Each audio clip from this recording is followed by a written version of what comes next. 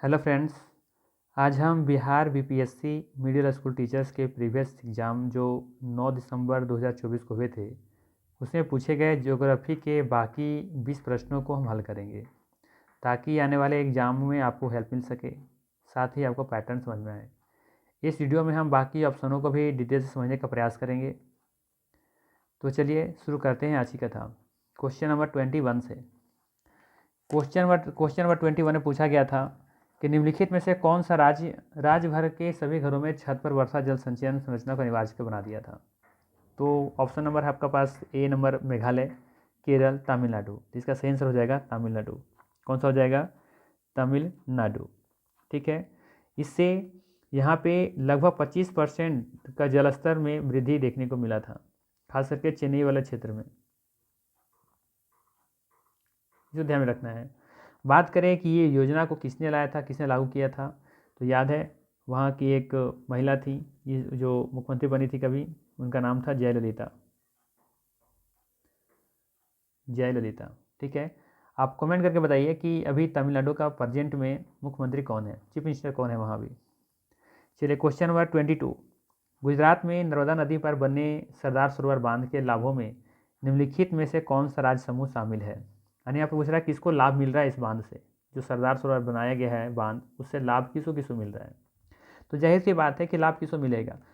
सरदार सरोवर जो नदी है उसी के आसपास जो भी राज्य होंगे उन्हीं को लाभ मिल रहा होगा, जो उससे करीब बिल्कुल करीब होंगे, है ना। तो आप देखेंगे कि उसके आसपास ऑप्शन में जैसे दिख रहा है, तो पहला ऑप्शन देखिए कि महाराष्ट्र। पहले ये समझिए कि जो नर्मदा नदी है, वो निकलती कहाँ से है, तो वो निकलती है अमरकंटक से। कहाँ से निकलती हैं? अमरकंटक से। अमरकंटक। ठीक है। ये अमरकंटक है कहाँ? ये अमरकंटक है आपका मध्य प्रदेश में। ठीक है। और आपको पिछला वीडियो में हमने बताया था कि एक है विंध्यन श्रेणी और इसके नीचे है सतपुड़ा श्रेणी। इसी के बीच से क्या निकलती हैं? नर्मदा ब्रह्मपुत्र घाटी से निकलती हैं और जा करके अरब सागर में गिर जाती हैं। तो हम देख रहे हैं कि ये मध्य प्रदेश से निकलती हैं और किधर बहती हैं? ये पश्चिम दिशा में। ये पश्चिम की दिशा में बहने वाली नदी हैं। ठीक है। तो कहीं ना कहीं आप देखेंगे कि किधर जा रही हैं, ये जा रही हैं किधर? पूरब की तरफ, सॉरी पश्चिम की तरफ। तो इसके आसपास वाले कौन कौन से राज्य हैं उसको हम पता करना चाहते हैं पहले कि कौन कौन है। तो देखेंगे आसपास में कि अगर वहाँ से निकल रहे हैं तो देखें महाराष्ट्र तो है आसपास में, गुजरात से तो होकर ही जाती हैं, आंध्र प्रदेश सब देखेंगे कि तो नीचे है। ये तो पॉसिबल नहीं हो सकता, क्योंकि एक तो हमारा देखिए कि ये पश्चिम दिशा में जा रही है और ये हमारा आंध्र प्रदेश किधर है? दक्षिण की तरफ है, तो उल्टा तो उधर तो जा नहीं सकती। तो ये तो पॉसिबल नहीं दिख रहा है, तो पहले ऑप्शन को तो छोड़ ही दीजिए। दूसरा देखिए महाराष्ट्र, हाँ ठीक है हो सकता है, मध्य प्रदेश से तो निकलती है तो ये तो ठीक है, इसको तो मिलेगा ही लाभ। गुजरात में भी जा रहे तो हो सकता है इसको बेनिफिट मिल रहा होगा। और राजस्थान कहीं ना कहीं देखेंगे गुजरात से ऊपर राजस्थान है तो इसको भी लाभ मिल रहा होगा। तो ये अभी नंबर हो सकता है। ठीक है।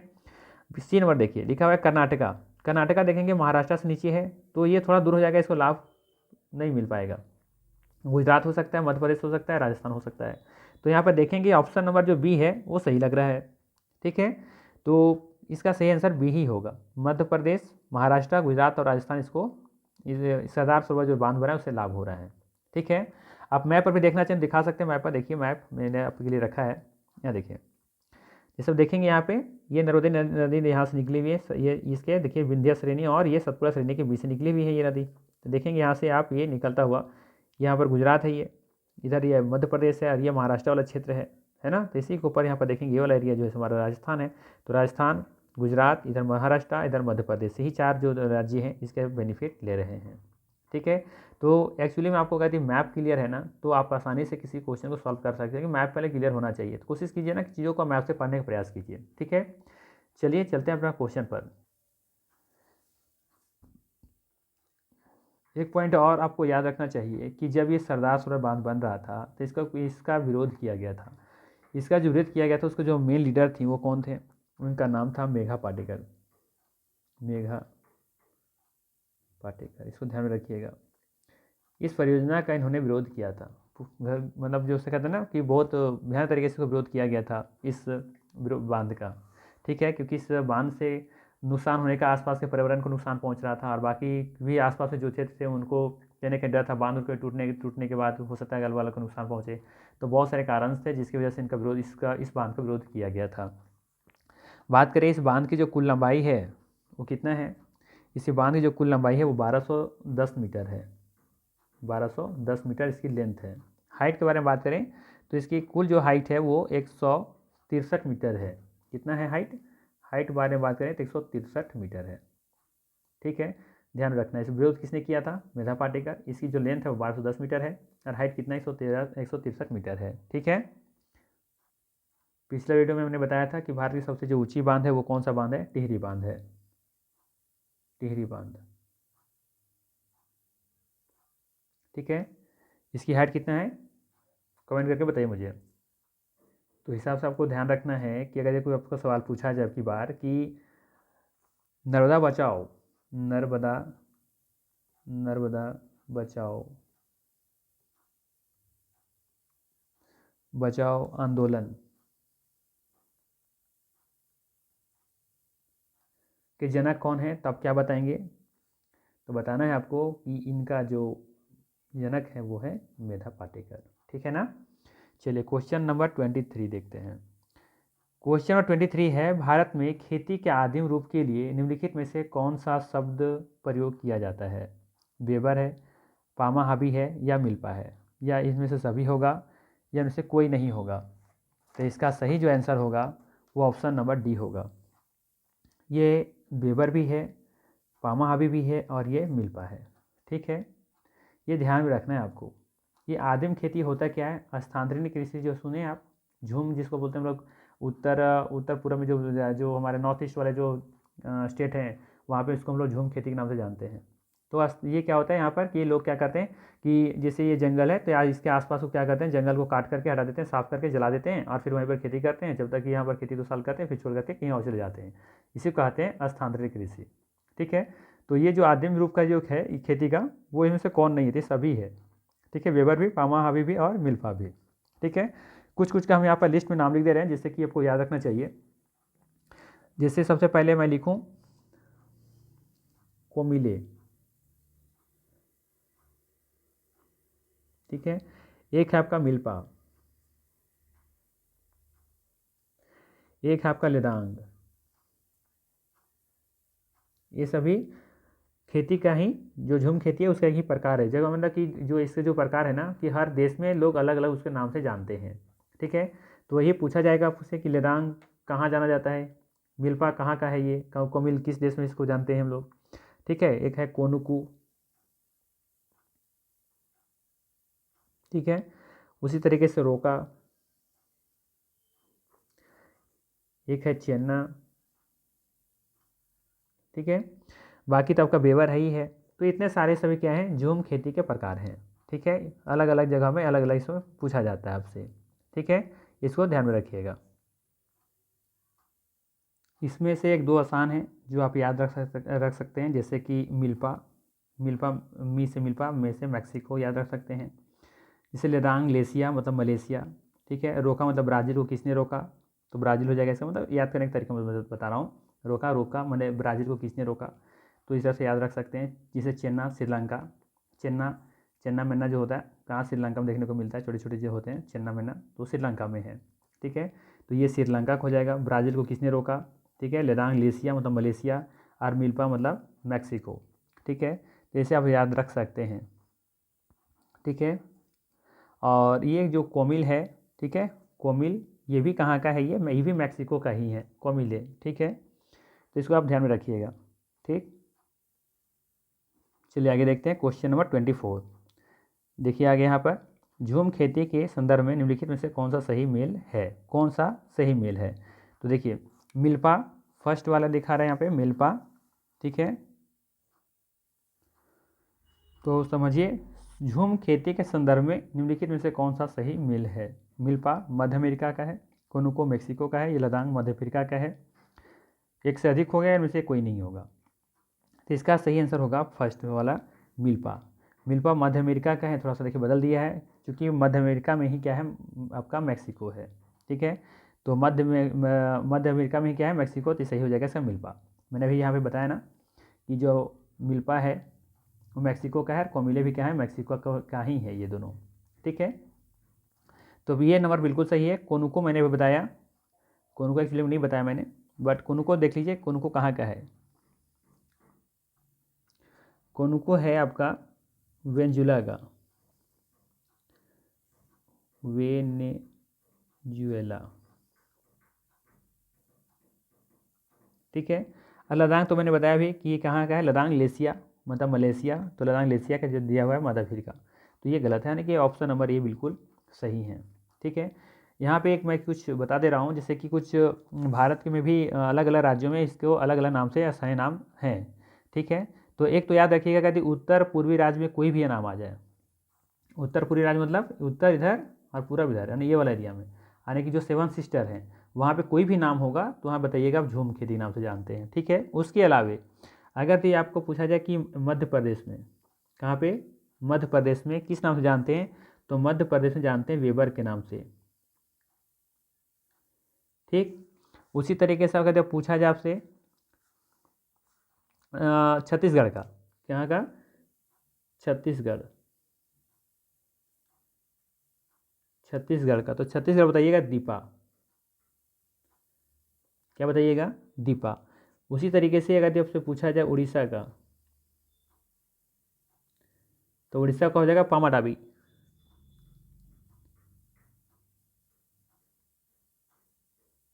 ठीक है। इसी तरीके से पूछा जाए आपसे आंध्र प्रदेश का, तो आंध्र प्रदेश का हो जाएगा पोडू, आंध्र प्रदेश पोडू, आंध्रा पोडू, आंध्रा पोडू, ठीक है। और बाकी राजस्थान में इसको हम लोग बोलते हैं राजबत्रा, राजबत्रा, राजबत्रा, राजबत्रा। और केरल में बोलते हैं इसको केरल कुमारी, केरल कुमारी याद रखिएगा, केरल कुमारी, ठीक है। मध्य प्रदेश में बेबर, छत्तीसगढ़ में दीपा, अरे दीप, दीप कहाँ जलाएंगे, छत्तीस दीप गढ़ में जलाएंगे, ठीक है। 36 दीप याद रखिएगा, 36 दीप, 36 दीप गढ़ में जलाएंगे, 36 दीप, 36 दीप ऐसे याद रखिएगा, 36 दीप।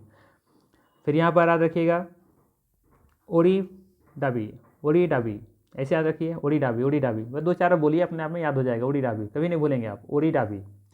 इस तरह से आंध्रा पोडू, आंध्रा पोडू, आंध्रा पोडू, नाम भी आंध्रा नाम भी पोडू, आंध्रा पोडू, ठीक। इसी तरीके से राज बत्रा, किसी का नाम है शायद राज बत्रा, राज बत्रा ऐसे याद रखिए, राज बत्रा, ठीक है।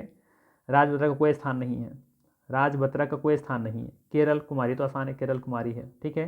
तो ये झूम खेती का प्रकार है, स्थानांतरित कृषि का प्रकार है, जो अलग अलग राज्यों में अलग अलग नाम से जानते हैं, अलग अलग देशों में अलग अलग नाम से भी जानते हैं। जैसे मिल्पा मैक्सिको में जानते हैं, कोनुको वेनेजुएला के नाम से जानते हैं, लद्दाख जो है वो लद्दाख लेसिया मतलब मलेशिया में लोग इसको नाम से जानते हैं, ठीक है ना। चलिए क्वेश्चन नंबर देखते हैं 24। भारत में आरंभ में अरेबिक कॉफ़ी की खेती निम्नलिखित में से किस स्थान पर की गई थी। भारत में आरंभ में शुरू में जो अरेबिक कॉफ़ी थी, है ना, उस खेती को निम्नलिखित में से किस स्थान पर की गई थी ये बताना है। नीलगिरी पहाड़ी पर, बाबा बुदान पहाड़ी पर, या कैमूर की पहाड़ी पर। तो इसका बिल्कुल सही आंसर है आपका ऑप्शन नंबर बी, बाबा बुदान पहाड़ी। क्या हो जाएगा, बाबा बुदान पहाड़ी, ठीक है। और हम लोग जानते हैं कि विश्व के कुल कहवा का उत्पादन मात्र 4.5% उत्पादन भारत में किया जाता है, मात्र 4.5%, ठीक है। लेकिन यहाँ का जो स्वाद है ना वो बहुत उत्तम है, बहुत बेहतरीन है, इसलिए फेमस है भारत का कहवा या कॉफ़ी, ठीक है। और हम जानते हैं पूरे विश्व में सबसे ज़्यादा कहवा या कॉफ़ी कहाँ प्रोडक्शन किया जाता है, कहाँ उत्पादन किया जाता है, चलिए कमेंट करके बताइए आप मुझे, ठीक है। अच्छा, अगर मैं आपसे ये पूछूं कि बाबा बुदान पहाड़ी भारत में कहाँ है, भारत के किस राज्य में है, तो क्या बताएंगे आप, तो बताइएगा कर्नाटक, कर्नाटक, कर्नाटक में एक ज़िला का नाम है, ज़िला का नाम ही ज़बरदस्त है, चिकमगलूर, ठीक है, क्या नाम है, चिकमगलूर, तो यहीं पर है बाबा बुदान पहाड़ी, ठीक है, इसको ध्यान में रखेंगे आप। अच्छा, अगर पूछा जाए आपसे कि कॉफ़ी का जो जन्मदाता है ना, कौन सा देश है, तब क्या बताएंगे, इसको नाम बताइएगा आप, इथोपिया, शायद इसकी राजधानी कहाँ है, अदिस अबाबा है ना, इथोपिया, इथोपिया, इथोपिया, नाम भी ऐसा ऐसा रहता है इन लोग का, इथियोपिया। ठीक है, और एक और देश है साथ साथ में, अमन भी याद रखिएगा। दोनों में से कोई ऑप्शन होगा, जो भी होगा ऑप्शन उसको टिक कीजिएगा। दोनों का तो दोनों कीजिएगा, अगर कोई एक होगा तो उसको टिक कर लीजिएगा। ठीक, तो और ये कैमूर की पहाड़ी कहाँ देखने को मिलता है? बिहार में है ये। और नीलगिरी पहाड़ी मैंने बार बार बताया है कि ये पर पश्चिमी घाट और पूर्वी घाट जहाँ पे मिलती हैं वहाँ पर उसको बोला जाता है नीलगिरी पहाड़ी। और नीलगिरी पहाड़ी की सबसे ऊँची चोटी तोता बेटा है। ठीक है, चलिए क्वेश्चन नंबर 26, निम्नलिखित में से खनिजों का कौन सा समूह गैर धात्विक श्रेणी से संबंधित है? गैर धात्विक बारे में पूछा है आपसे। ठीक है, गैर धात्विक, तो इसका सही ऑप्शन कौन सा बताइए? ऑप्शन नंबर ए, बी, सी, या फिर में से कोई नहीं होगा या फिर सभी होगा। तो ऑप्शन नंबर इसका सही हो जाएगा बी नंबर।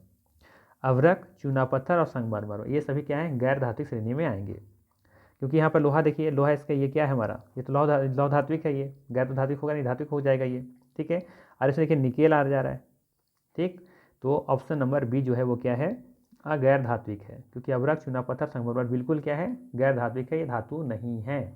तो आसान सा ऑप्शन दिए हुए थे। ठीक है, चलिए धातु का गुण क्या होता है? जो चमकता है ना, जिसमें जो विद्युत का सुचालक होता है, ऊष्मा का भी सुचालक होता है।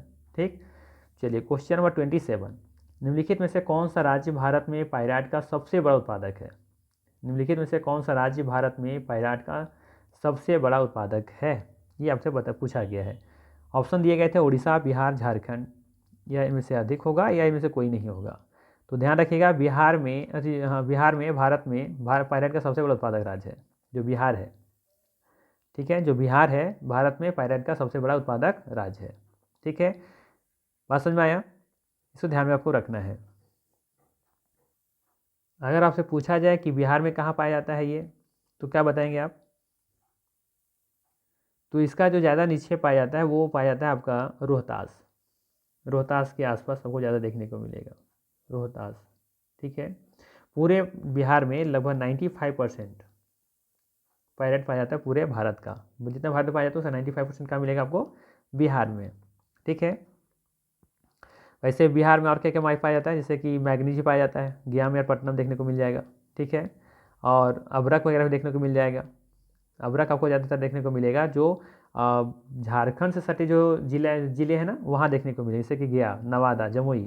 ठीक है, तो इस क्षेत्र में आपको ज़्यादातर देखने को क्या मिलेंगे? अभ्रक, अभ्रक, इसको ध्यान में रखिएगा। कहाँ कहाँ? गया, जमुई, नवादा। और अभी मैंने एक कम्युनिटी पोस्ट में डाला था कि काकोलत जलप्रपात कहाँ है? काकोलत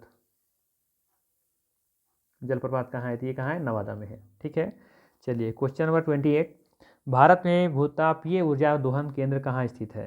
हिमाचल प्रदेश में पर्वतीय घाटी में। ठीक है, ये पर्वतीय घाटी होगा। लद्दाख में पूगा घाटी, या राजस्थान में अरावली पर्वत? चलिए कमेंट करके बताइए मुझे क्या होगा इसका सही आंसर। तो इसका सही आंसर हो जाएगा ऑप्शन नंबर डी। एक से अधिक इसमें सारे आंसर क्या हैं? सही हैं। यहाँ पे भूतापीय ऊर्जा दोहन केंद्र स्थित है। ठीक है, चलिए आगे देखते हैं क्वेश्चन नंबर 29, लौह एवं इस्पात उद्योग के संबंध में निम्नलिखित में से कौन सा कथन सही नहीं है? किससे पूछा गया? किसके बारे में? लोहा और इस्पात उद्योग के बारे में पूछा गया है कि कौन सा कथन सही नहीं है। ठीक है, तो पहला ऑप्शन है कि इसे बुनियादी उद्योग कहा जाता है, ये तो बिल्कुल सही है।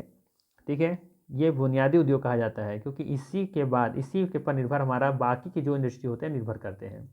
जैसे कि मान लेते हैं कि कोई चीज़ का हमको फैक्ट्री खोलनी है, तो वहाँ पर आपको देखेंगे क्या चाहिए आपको, तो बहुत सारे लोहे के सामान चाहिए। जैसे जितने मशीन लगाएंगे आप, कल पूर्जे आएंगे, सब किस चीज़ का बना होता है? लोहा का बना होता है, आयरन का बना होता है। तो वो तो इसके बेस माना जाएगा ना।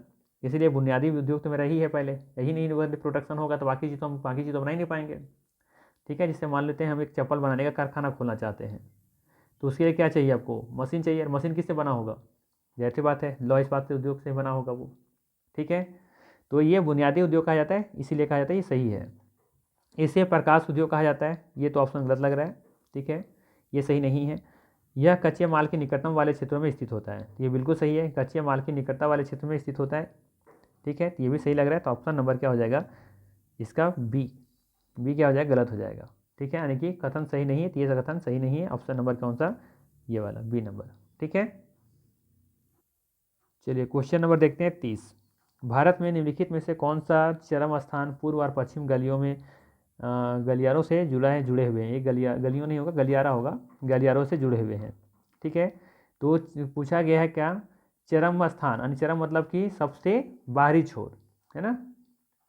तो पूरब से पश्चिम पूछा है। ठीक है, तो पूरब से पश्चिम मतलब बोले तो ये वाला इधर हो जाएगा हमारा क्या, पूरब, इधर हो जाएगा हमारा पश्चिम, इधर उत्तर और ये दक्षिण। तो ये जो सबसे अंतिम बिंदु है ये यहाँ से लेकर के यहाँ तक वो गलियारा कौन सा जुड़ा हुआ है? तो देखेंगे फर्स्ट ऑप्शन में श्रीनगर, तो श्रीनगर और चेन्नई, तो ये तो हमारा उत्तर दक्षिण हो जाएगा, तो ये तो गलत हो गया। बी ऑप्शन देखिए सिलचर असम, तो असम तो है यहाँ इधर, और पोरबंदर गुजरात इधर है, तो हाँ ठीक है, ये सही लग रहा है। दिसपुर अरुणाचल प्रदेश से पोरबंदर, तो ये भी है, लेकिन यहाँ पे देखिए दिसपुर है, ये असम की राजधानी है, अरुणाचल प्रदेश दे दिया इधर, बट हमारा सही आंसर कौन सा होगा, सिलचर, जो असम में है। वहाँ से लेकर के पोरबंदर गुजरात तक का जो गलियारा है उसे हम लोग कहते हैं चरम स्थान पूरब से पश्चिम का। ठीक है, आप कमेंट करके बताइए मुझे कि जो गलियारा हमारा है उत्तर से पूरब वो क्या है। ठीक है, उत्तर से बताना है, ये उत्तर से दक्षिण। एक पॉइंट मैं बता दूं कि पूरब से लेकर के पश्चिम तक और उत्तर से लेकर के दक्षिण तक जो गलियारे दूसरे को जो क्रॉस करते हैं, तो एक दूसरे को जहाँ पे मिलते हैं, जहाँ मीट करते हैं, उस जगह को हम लोग बोलते हैं झांसी। झांसी का स्थान है, वहाँ पर ये दोनों एक दूसरे को क्रॉस करते हैं, काटते हैं। ठीक है, आप लोग स्वर्णिम चतुर्भुज के परियोजना का नाम सुने हैं? क्या है ये स्वर्णिम चतुर्भुज? तो चतुर्भुज 4, और ये 4 महानगरों को जोड़ने वाला एक परियोजना था जिसको लोग जानते हैं स्वर्णिम चतुर्भुज के नाम से, है ना। मुंबई, दिल्ली, कोलकाता और चेन्नई, ये 4 महानगरों को जोड़ता है, इसी को नाम दिया गया था स्वर्णिम चतुर्भुज। अच्छा, किसके कार्यकाल में शुरू किया गया था, कि इस परियोजना को लाए कौन थे, याद है किसी को? ये लाए थे तत्कालीन प्रधानमंत्री अटल बिहारी वाजपेयी जी। ठीक है, चलिए क्वेश्चन नंबर 31, मिसमी, बरेल और लुसाई क्या है? ये पहाड़ी हैं, जनजाति हैं, ये नदियाँ और पहाड़ियाँ हैं, तो इसका सही आंसर हो जाएगा ये पहाड़ी का नाम है। ठीक है, ये सभी क्या है, पहाड़ियों के नाम हैं। ठीक है, बात करें हम कि मिसमी, ये कहाँ देखने को मिलेगा? ये देखने को मिलेगा आपको पूर्वोत्तर सिरे से लेकर के इधर आपको उत्तरी पूर्वी अरुणाचल प्रदेश में। ठीक है, तो सिंपल से याद रखिएगा पूर्वोत्तर तरफ। ठीक है, या फिर अगर ये आपका ऑप्शन दे रखा है अरुणाचल प्रदेश, तो ये भी टिक कर सकते हैं आप। ठीक, इसी तरीके से बरेल है,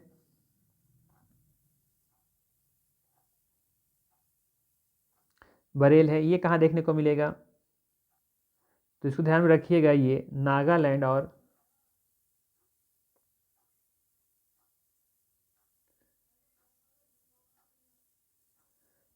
और मणिपुर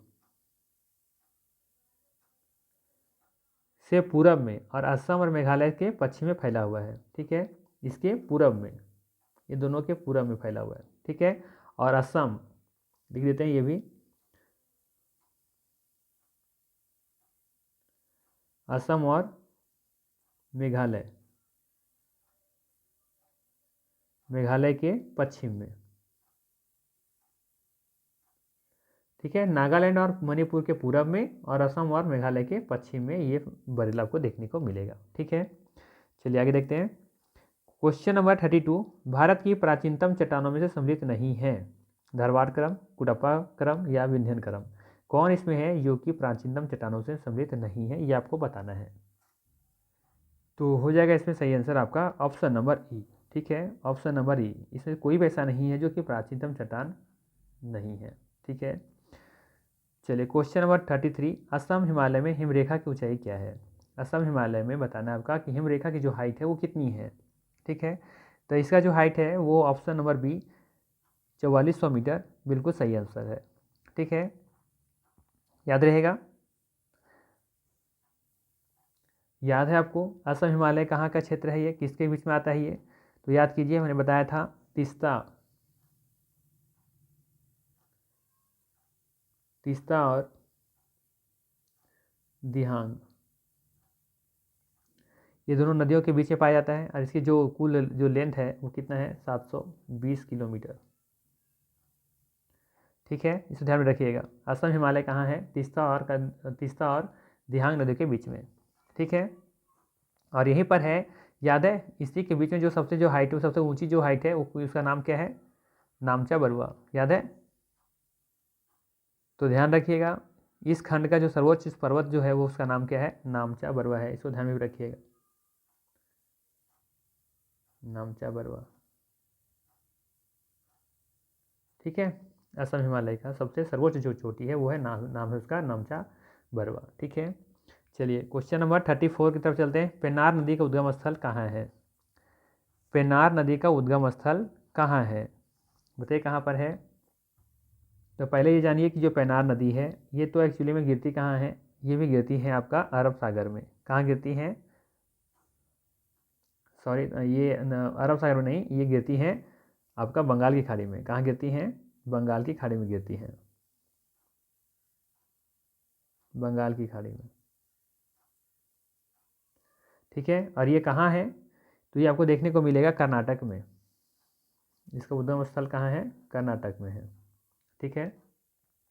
तो इस हिसाब से इसका सही आंसर हो जाएगा नदी पहाड़ी, कर्नाटक में जो है वो है, ठीक है। बंगाल की खाड़ी में गिरती है पेन्नार नदी, ठीक। चलिए क्वेश्चन नंबर है 35। जनवरी माह में भारत में 20 डिग्री सेंटीग्रेड की समताप रेखा का विस्तार माना जाता है। जनवरी माह में भारत में जो 20 डिग्री सेंटीग्रेड का जो समताप की रेखा है वो विस्तार कहाँ है ये बताना है आपको। कर्क रेखा के समानांतर किंतु दक्षिण में, कर्क रेखा के समानांतर किंतु उत्तर में, विंध्याचल पहाड़ी और पठारी प्रदेश के उत्तर में। एक से अधिक होगा, इनमें से कोई नहीं होगा। तो इसका जो आंसर है वो होगा कर्क रेखा और समानांतर रेखा किंतु दक्षिण में, ठीक है। इसका सही आंसर हो जाएगा। जो 20 डिग्री सेंटीग्रेड का जो समताप जो रेखा है जो विस्तार है वो कर्क रेखा के समानांतर है किंतु दक्षिण में है, ठीक है। चलिए अगला क्वेश्चन देखते हैं। Question number 36। पश्चिमी हिमालय में उपोष्णकटिबंधीय वनस्पति के विस्तार की उच्चतम सीमा क्या है? पश्चिमी हिमालय में उपोष्णकटिबंधीय वनस्पति के विस्तार की उच्चतम जो सीमा है वो है आपका 1524 मीटर। ऑप्शन नंबर सी दिख रहा है। औसत सागर तल से 1524 मीटर क्या है? ऊंचा है, ये आपको याद रखना है, ठीक है। चलिए क्वेश्चन नंबर 37। उष्णकटिबंधीय मानसूनी पतझड़ वनों को वर्षा जल की औसत आवश्यकता कितनी होती है? ठीक है, तो बताइए कितना होगा? 200 सेंटीमीटर से अधिक होगा, या फिर 150 सेंटीमीटर से 200 सेंटीमीटर के बीच होगा, या 100 से लेकर के 150 के आसपास होगा। बताइए कौन सा सही होगा इसका सही आंसर? तो ये ऑप्शन नंबर डी इसका बिल्कुल सही है। मानसूनी जो पतझड़ वन है, जो वर्षा जल की जो औसत आवश्यकता होती है, ये इनसे सभी होगा, ठीक है। क्योंकि 100 से लेकर के 200 से अधिक तक की आवश्यकता होती है, तो उसके रेंज में सभी दिया हुआ है, ठीक है। तो इसको ध्यान में रखिएगा। चलिए ऑप्शन क्वेश्चन नंबर चलते हैं 38 में। कहता है भारत में सर्वाधिक ज्वारीय वन क्षेत्र वाला राज्य कौन सा है? ज्वारीय वन पूछा है, ज्वारीय वन के बारे में कि सर्वाधिक ज्वारीय वन क्षेत्र वाला राज्य कौन सा है। ऑप्शन आपके पास पश्चिम बंगाल, गुजरात, दूसरा है पश्चिम बंगाल और आंध्र प्रदेश, तीसरा है पश्चिम बंगाल और तमिलनाडु। इनमें से एक से अधिक होगा या इनमें से कोई नहीं होगा। चलिए कमेंट करके बताइए। तो इसका सही आंसर हो जाएगा ऑप्शन नंबर ए, बिल्कुल सही हो जाएगा, पश्चिम बंगाल और गुजरात। पश्चिम बंगाल और गुजरात में देखने को मिलेगा आपको ज्वारीय वन क्षेत्र, ठीक है। इसको ध्यान रखिएगा, पश्चिम बंगाल और गुजरात, ठीक है। तो याद रखिएगा कि ये हमारा कहाँ का है, ये समुद्र से किनारे का एक राज्य है, तटीय राज्य है, इसको ध्यान रखिएगा, जिसमें से पश्चिम बंगाल और गुजरात क्या है प्रमुख रूप से आप देख सकते हैं, ठीक। चलिए आगे देखते हैं। Question number 39। महाभारत लेख नामक पर्वत स्थित है। महाभारत लेख नामक पर्वत स्थित है, कहाँ स्थित है ये? भारत में, नेपाल में या भूटान में? तो भारत में कभी तो देखते नहीं है, भूटान में हो सकता है, बट इसका सही आंसर कौन सा होगा? नेपाल में, ठीक है। महाभारत लेख नामक जो पर्वत है वो कहाँ है? नेपाल में है, ठीक है। चलिए आज का लास्ट क्वेश्चन। RL सिंह ने भारत के पारदेशी विभाजन के आधार पर तत्व के रूप में लिया है भूभागार्भिक संरचना को, भौतिक आकृति को, या अवस्थिति को। तो इसका सही आंसर हो जाएगा ऑप्शन नंबर डी। इन्होंने भूगार्भिक संरचना को भी लिया है, भौतिक आकृति को भी लिया है और अवस्थिति को भी लिया है। जब ये पारदेशी विभाजन कर रहे थे तो ये तीनों को लिए थे ये, ठीक है। तो इसका सही आंसर कौन सा हो जाएगा? ऑप्शन नंबर डी, ठीक है। तो ये थे हमारे 20 क्वेश्चन। ये पूरे मिलाकर के जो पिछला वीडियो में 20 क्वेश्चन और ये 20 क्वेश्चन, यही क्वेश्चन 20 को 40 क्वेश्चन पूछे गए थे रिसेंटली जो दिसंबर में एग्जाम हुए थे। तो देखिए क्वेश्चन का पैटर्न कहाँ क्या है, कहाँ से पूछे जा रहे हैं। इसी के बेस पर आपके पास ज़्यादा समय तो बचा नहीं है, बट फिर भी कोशिश कर ही सकते हैं जितना हो सकता है। ऑप्शन तो देखिए कि कहाँ कहाँ से पॉसिबल बन सकते हैं क्वेश्चन को, उस टॉपिक को पढ़िए। जैसे एक में देखेंगे सेंसस से क्वेश्चन ज़्यादा आ रहे हैं, तो सेंसस से क्वेश्चन जरूर देख के जाइएगा, ठीक है। बाकी कल मेरा जो वीडियो होगा, अब यहाँ पे ज्योग्राफी सेक्शन से मेरा ये लास्ट वीडियो था, इसके बाद हम ज्योग्राफी से कोई भी सेट आपको देने वाले नहीं हैं, ठीक है। इसी को रिवीजन कीजिए आप। और जो कल हम जो वीडियो लेकर के आएंगे वो जनरल सामान्य ज्ञान से 40 क्वेश्चन जो होता है वो हम लेकर के आएंगे, जिसमें रीजनिंग मैथ वगैरह जो भी होंगे, तो वह प्रीवियस ईयर का जो क्वेश्चन होगा उसी को हम लेकर के आएंगे, ठीक है। उसी को सॉल्व करेंगे और उसी को डिटेल से जानेंगे, ठीक है। तो चलिए मिलते हैं फिर नेक्स्ट वीडियो में। Thank you.